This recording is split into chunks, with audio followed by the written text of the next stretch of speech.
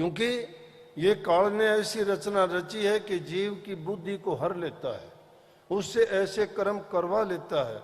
इसीलिए संत महापुरुषों की जरूरत पड़ती है कि वो उनको रास्ता दिखाएं कि किस कर्म के करने से हम उन दुखों से बच सकते हैं, जन्म मरण से छूट सकते हैं, और किस कर्म के करने से हम मोक्ष की प्राप्ति कर सकते हैं।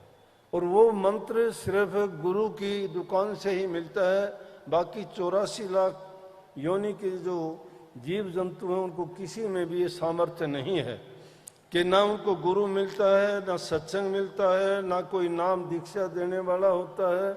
उनका जो कर्म भोग्य कर्म है वो कर्म भोगने के लिए उनका जन्म होता है।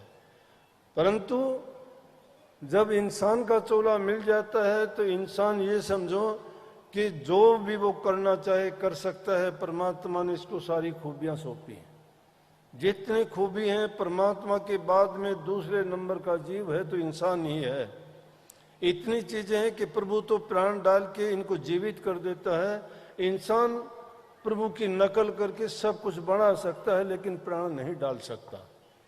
इसलिए ये अगर प्रयास करे तो प्रभु की प्राप्ति का साधन भी इसको संतों से नाम की दीक्षा लेके उसकी कमाई करके और उनके बताए नियम के अनुसार चलने से अपने जीवन में सफलता हासिल कर सकता है। लेकिन जीवन में 3 चीजें मुख्य रूप से होनी चाहिए।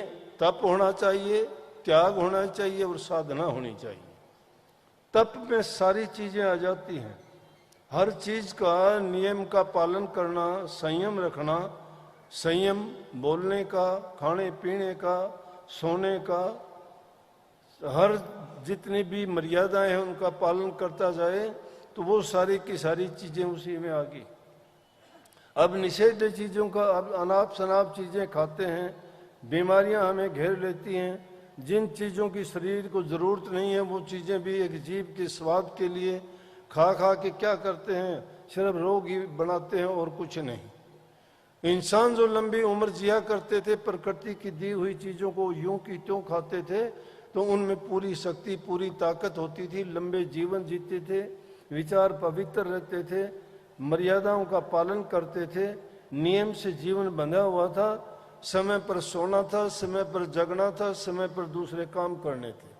आज हमने सब मर्यादाओं को ही तोड़ दिया है। सोने के टाइम हम जागते रहते हैं, जागने के समय हम सोते रहते हैं। सूर्य उदय होने से पहले तो शायद ही कोई उठना पसंद करता होगा। दिन में 10-10, 11-11 बजे उठने वाले क्या वो खाक भक्ति करेंगे? पूरा दिन उनकी उदासी नहीं मिट सकती।